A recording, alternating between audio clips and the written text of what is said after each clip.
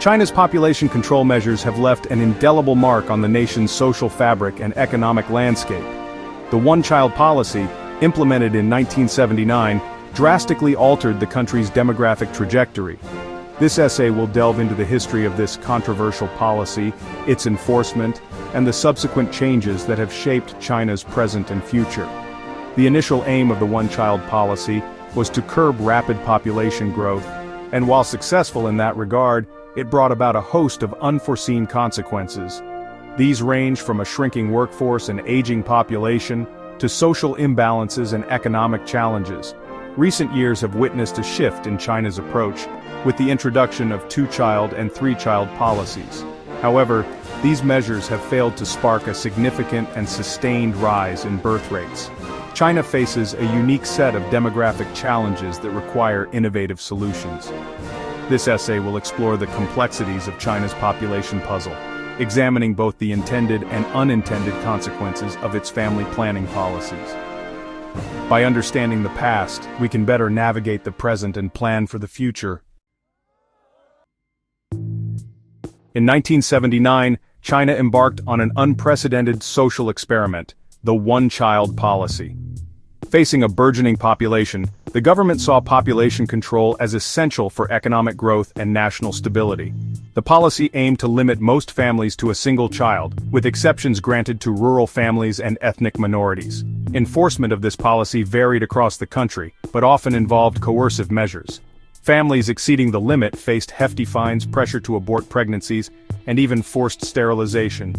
These measures, while effective in reducing birth rates, raised serious ethical concerns and sparked international condemnation. The one-child policy had a profound impact on Chinese society. Traditional family structures were upended, and the preference for sons led to a skewed sex ratio. The policy also gave rise to a generation of little emperors, only children who were often the center of their family's attention and resources. While the policy achieved its goal of slowing population growth, its unintended consequences would reverberate for decades to come. The one-child policy, while effective in curbing population growth, created a ripple effect of unintended consequences that continue to plague China today. The most pressing of these is the rapidly aging population. With fewer children being born, the burden of caring for the elderly falls on a shrinking workforce, straining social safety nets and the healthcare system.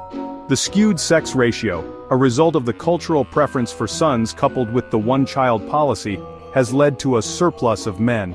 This imbalance has social ramifications, making it difficult for men to find partners and contributing to social instability. The practice of sex-selective abortion, though illegal, further exacerbated this issue. Beyond the demographic imbalances, the policy has had psychological and social effects. The pressure to have a son led to the abandonment of baby girls and fueled a black market for adoption. The little emperor syndrome, where only children are often spoiled and lack independence, has also been linked to the policy. These unintended consequences highlighted the need for a more nuanced approach to family planning in China. In 2016, after over 3 decades of the one-child policy, China announced a significant shift. Families would now be allowed to have 2 children. The move was driven by growing concerns over the aging population, shrinking workforce, and social imbalances created by the previous policy. The two-child policy was met with cautious optimism. The government hoped it would lead to a baby boom, boosting the economy and easing demographic pressures. However, the initial surge in births was short-lived, and the total fertility rate remained below replacement level. Several factors contributed to the lukewarm response to the two-child policy. Many couples, especially in urban areas, cited the high cost of raising children in modern China as a deterrent. Others had become accustomed to smaller families or delayed parenthood for career aspirations. The two-child policy, while a step in the right direction, proved insufficient to reverse the demographic trends set in motion by decades of strict population control. In 2021, China took another step in relaxing its family planning policies by implementing a 3-child policy. This move was a clear indication of the government's growing concern over the country's demographic future. The declining birth rate and shrinking workforce pose significant challenges to economic growth and social stability. Despite the change in policy, birth rates have continued to decline. In 2023, China recorded 9.02 million births, a slight decrease from the previous year. This trend continued in 2024, with 9.54 million births, still far below the levels needed to reverse the demographic decline.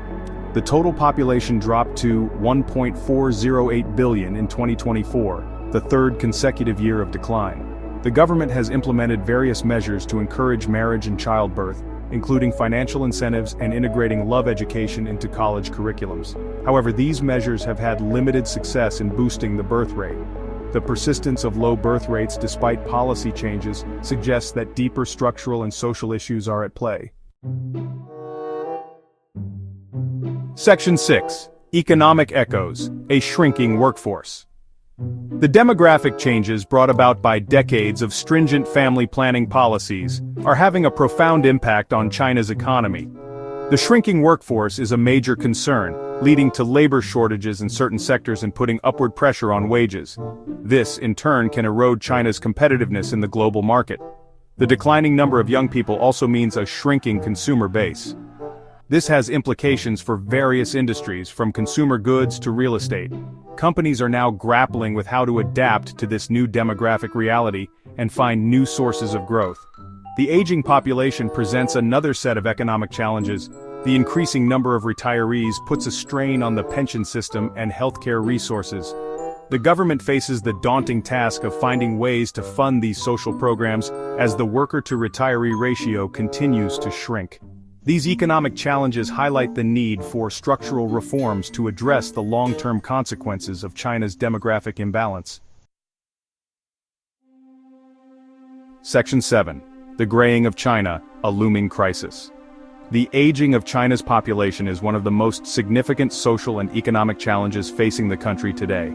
The number of people aged 60 and above reached 310.31 million in 2024, accounting for 22% of the total population. This number is projected to exceed 400 million by 2035, placing an enormous strain on the country's social security and healthcare systems.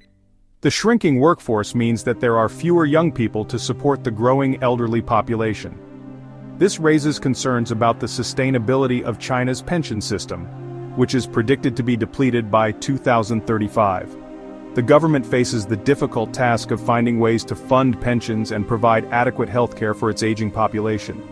The aging population also has implications for family structures and traditional support systems.